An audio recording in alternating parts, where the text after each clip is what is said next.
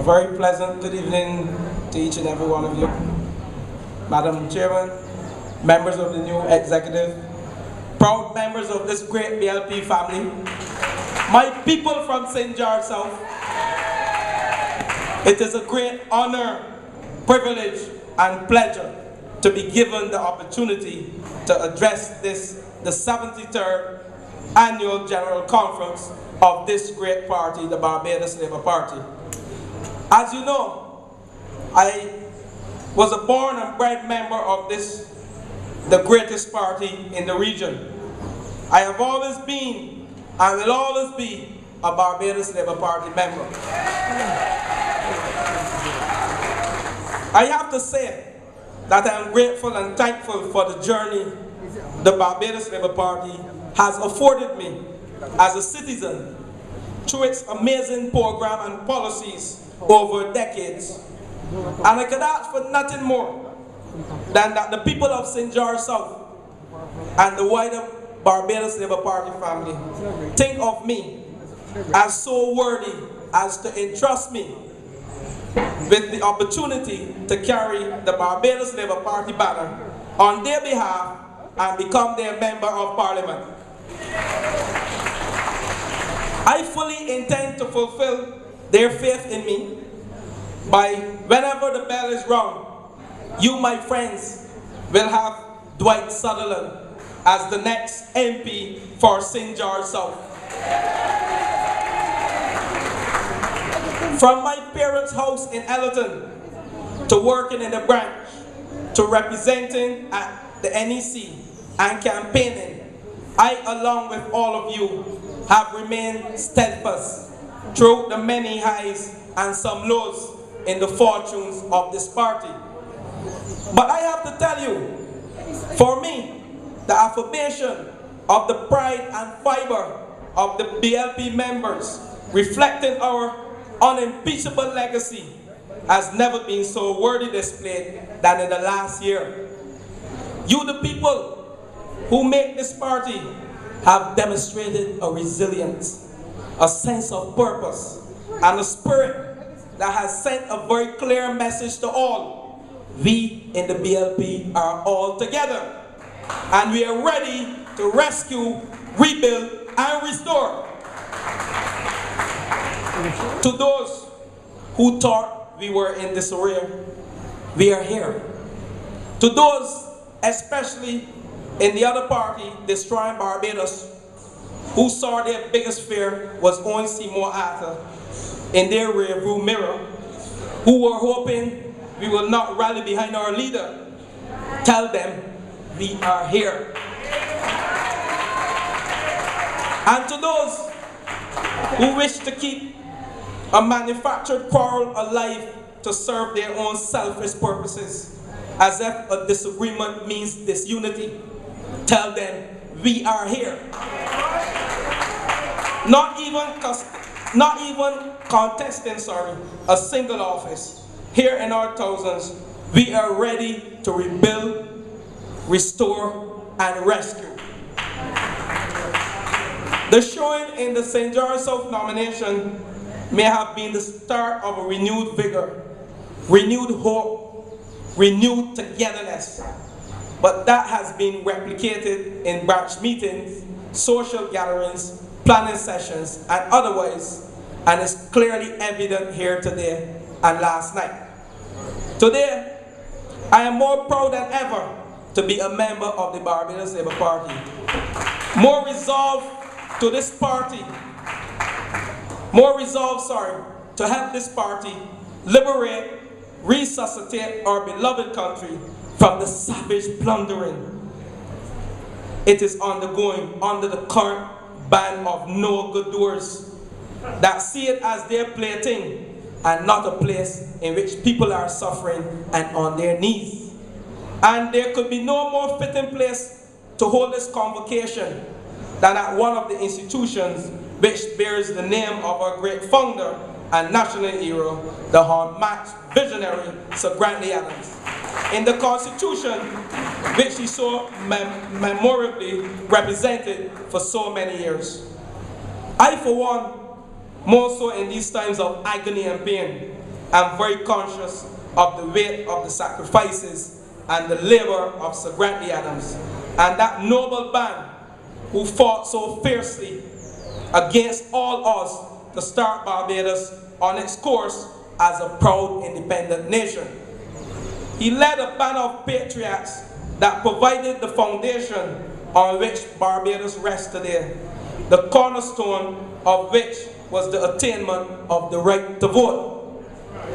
This year marks the 60th anniversary of that transcendental and transformative moment in the history of Barbados.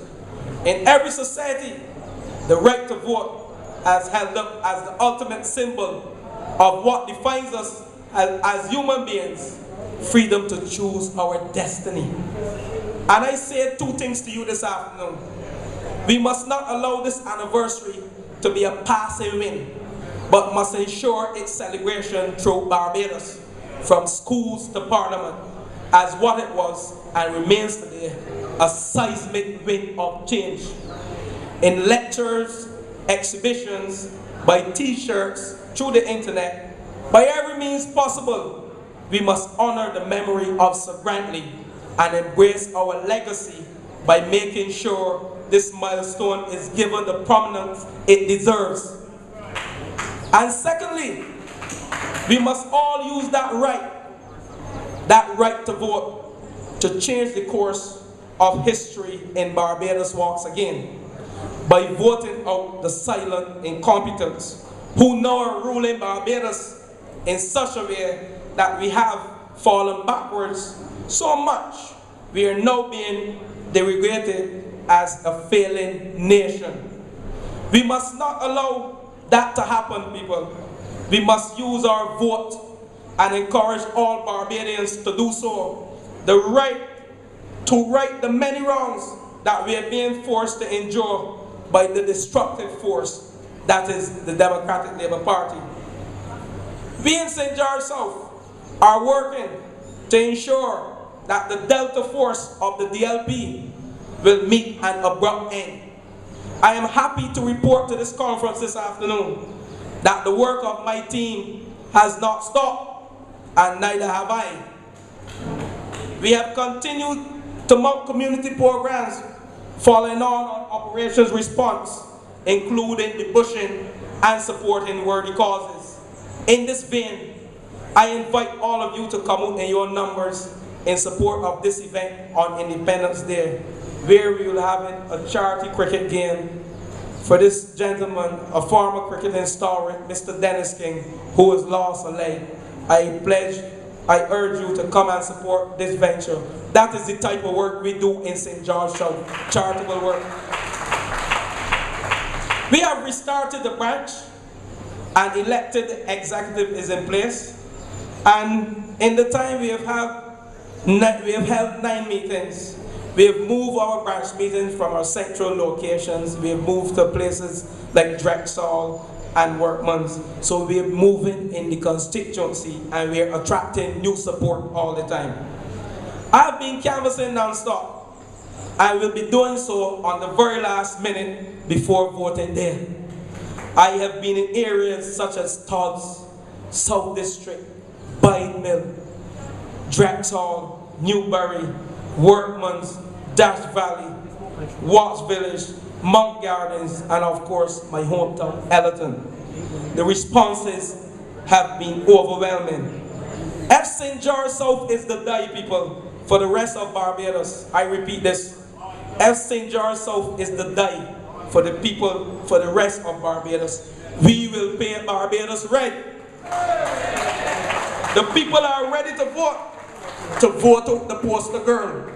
And that is what I'm hearing everywhere. I am buoyed by the response of people all across St. George. Many of them are new voters. Some have crossed the Rubicon. And some of them who wanted change have realized that they got shortchanged. And have told me in some of the most telling language that they are just waiting to change back. At this juncture, it would be remiss of me not to thank my team, many of whom are here this afternoon in St. George South, for their volunteerism and hard work on my behalf. We have managed to blend experience with youth and have been able to call on the wise ones for guidance and support. All are responding and demonstrating their commitment by actions, and we will continue. One clear lesson from our work in St. George is that we must all keep our eyes on the prize. Let us then invoke the spirit of Sir Grantley and leave this conference with a renewed resolve, to ensure that the people of Barbados vote for us, go there and canvass. We must do this in many ways, two of which I want to touch on. The first is by enmeshing ourselves at the branch level in the communities we serve. And the emphasis must be on serving and not on self.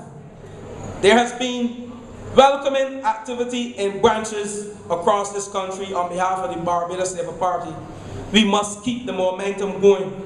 We must bring a modern approach and operate in a way that people feel the branch office is an integral part of the community, where everyone can go, regardless of their political stripe. We must see ourselves as community activists. Action in our communities by implementing programs, by mounting social occasions in districts, by being known to the public and demonstrating a willingness to assist. This will give us the kind of grounding and impetus that propaganda moves like constituency councils will not be able to undermine.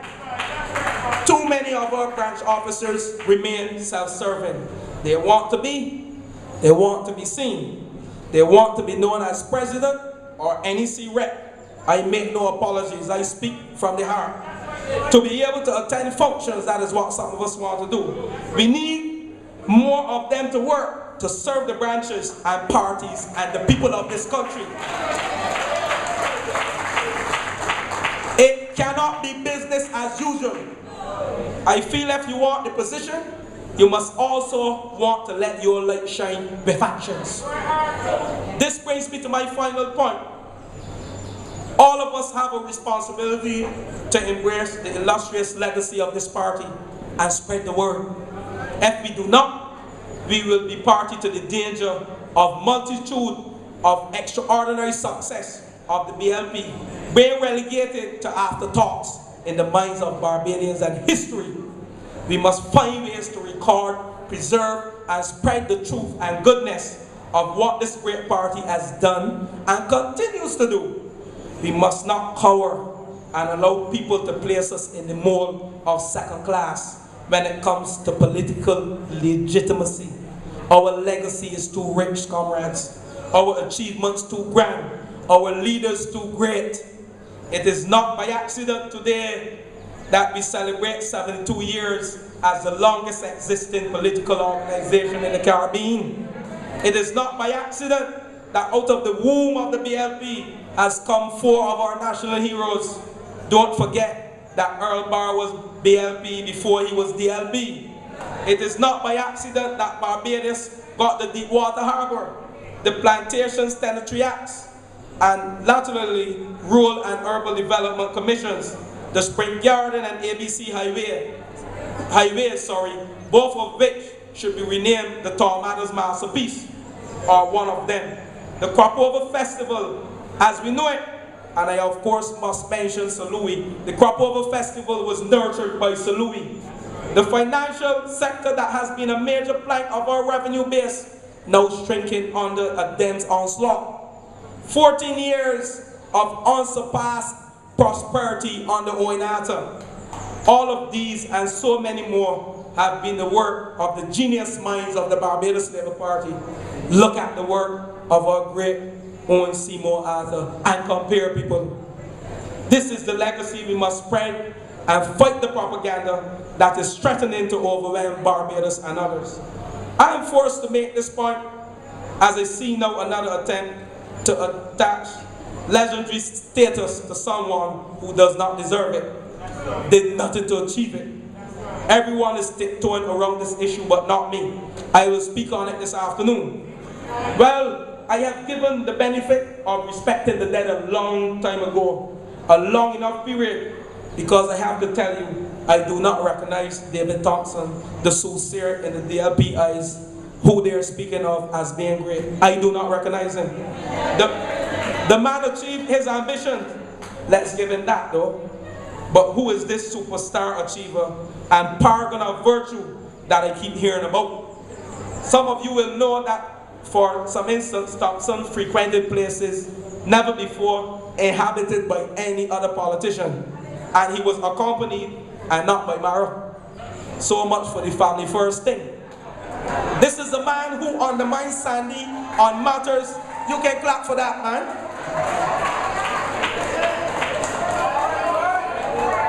This is the man who undermined Sandy on matters like casino gambling. This is the man whose ambition was so naked that he opted first to sully Barbados with his gangs and violence than be balanced with the facts. This is the man of secret deals. This is the man who found the energy to saddle Barbados with a $300 million guarantee for Clico, the company he headed, that was headed by his friend. And if you really want to know what many in the BLP thought of David, get a hold of the leaflet by Frandel Strott. That was circulated when there was the challenge for leadership in that party. Don't mind all the long talk now. The truth of a man's position is when the chips are down. Not even in our biggest divide would any member of the BLP subscribe any in such virulent terms, but all of a sudden that man is godlike. Well, left with Pro Frandel right now, no one with a clue of finance, no one making any connections with the public. All the DLP is left with is resurrecting David. Can you believe that in trying to justify the unjustifiable spending of $200,000 plus on a trip to Australia, Don Valinish refers not to his leader, but he refers to David Thompson, a dead man?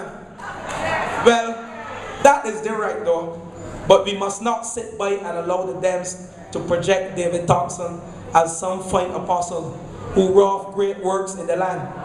Neither must we feel we need to take advice from the likes of Peter Wickham. Let me deal with him. With his protector gone and from them not a fan, Wickham recently cut loose from CBC.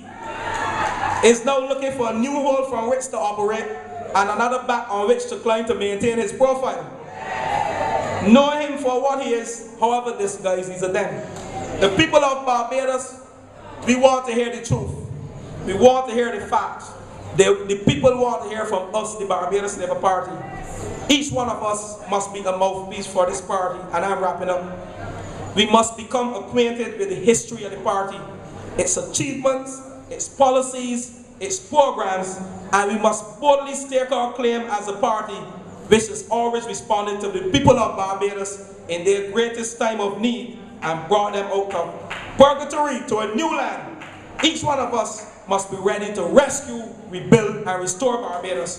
The people of Barbados, and a new destiny awaits us.